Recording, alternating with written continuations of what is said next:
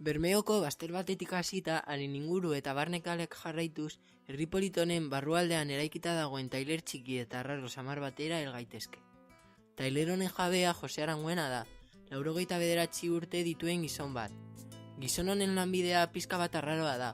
Gaur egungo tresnarik edo teknikarik erabili gabe, eskuetako atxamarrak bakarrik erabiliz, garatxoak kendu aldituen pertsona ahalmentsua da. Bai hori ze, ondo entzun duzue. Gaur egungo tresnarik eta teknikarik erabiliz, eskuekin garatxoak kendu aldituen gizon izugarria. Ez baduzu sinisten, ari egin dizkiogun galdera batzuk eta egin erantzunak erakutsiko dizkizuago. Goazen barrura. Ema denbora esaz lan hau itzen? Hau egiten dugu bani jubilantzen nien, zera urte biken ditun ez da. Bai. Baina, toto ziren horrek marineru dana betetat eiken izan da eta kutizako completamente. Yo jubilero nintzen nien, esan zegoen, yo voy a empezar con esto, ya gente entorte, leku askotari, Madridik, Vitoria, Donostik, deslanetari. Ya, nada más que eso. Ya llevo, pues, me he jubilado, que llevo, tengo 89 años voy a hacer. Es buena, Bai. Orduan gutxi gora bera, berrogei urte edo. Bai, berrogei urte edo etxen. Hogeita mar urte. 30 años llevo. Ya me jubilado eso, 30 años llevo. Lan hau nondik datortxuen zuri? Lan hau nondik datortzen zuri? Hau nondik datorren? Bai. Dator herentzetik. Esto igual viene, Pete Sagar igual tiene 100 años. Mi abuelo hacía también. Eta zu bakarrik ikasi zu? Ikasi, haitek erakusi zen, aprobatan benekun hori es un don. Esto no se aprende a nadie. Es un don lo que tienes en los dedos. Fíjate, no es nada. Aprender no se aprende a nadie. Yo ya te digo, yo hago así, tú no puedes hacer nada. Yo no hago nada. Y la hija hace, también tiene, ya la probó. El hijo no va a hacer.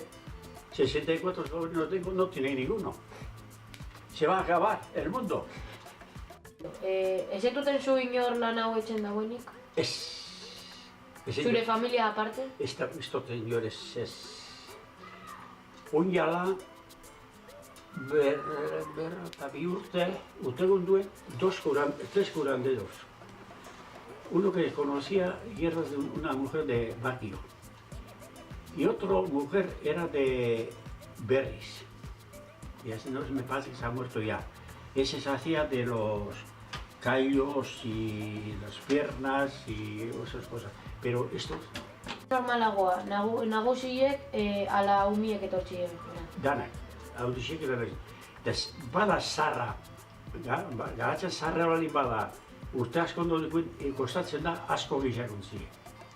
Eta hilabeteak egora guztiz. Bada, barrezi badago, momentu, hilebi behilen da, markari iztrotzen, markari bez. Hemen dauz aprobat, no se viste bien. Ese ya no lo va a quedar, mira al chavala como tiene la cara. Todo limpio. Y esto mira qué limpio, como tenían todo limpio. Y este también, pues ya se ha quitado y me ha llamado el otro día.